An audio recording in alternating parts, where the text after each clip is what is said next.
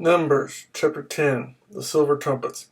The Lord said to Moses, "Make 2 trumpets of hammered silver, and use them for calling the community together and for having the camps set out.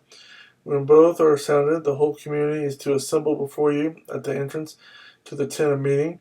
If only one is sounded, the leaders, the heads of the clans of Israel, are to assemble before you. When a trumpet blast is sounded, the tribes camping on the east are to set out. At the sounding of a second blast, the camps on the south are to set out.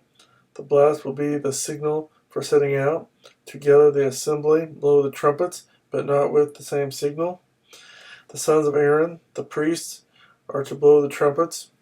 This is to be a lasting ordinance for you and the generations to come. When you go into battle in your own land against an enemy who is oppressing you, sound a blast on the trumpet. Then you will be remembered by the Lord your God and rescued from your enemies. Also, at your times of rejoicing, your appointed feasts, and new moon festivals, you are to sound the trumpets over your burnt offerings and fellowship offerings, and they will be a memorial for you before your God. I am the Lord your God." The Israelites leave Sinai.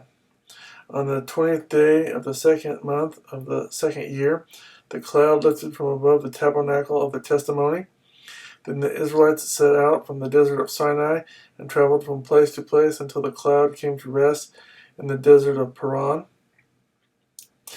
They set out this first time at the Lord's command through Moses.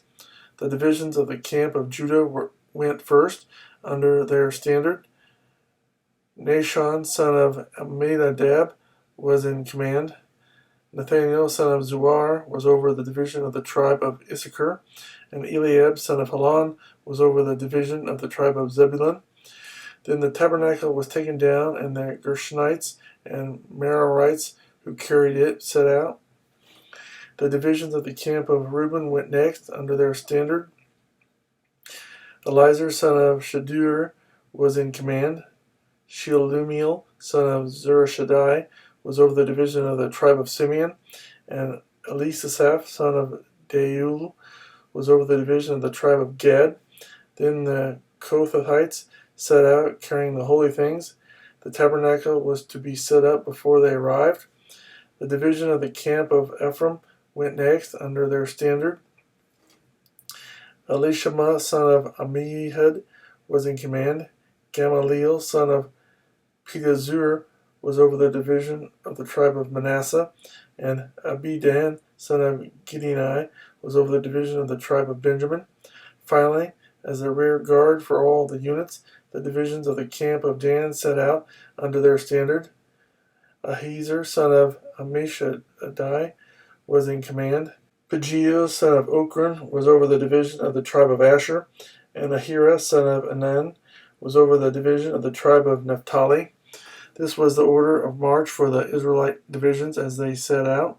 Now Moses said to Hobab, son of Reuel, the Midianite, "Moses, father-in-law, we are setting out for the place about which the Lord said, 'I will give it to you.'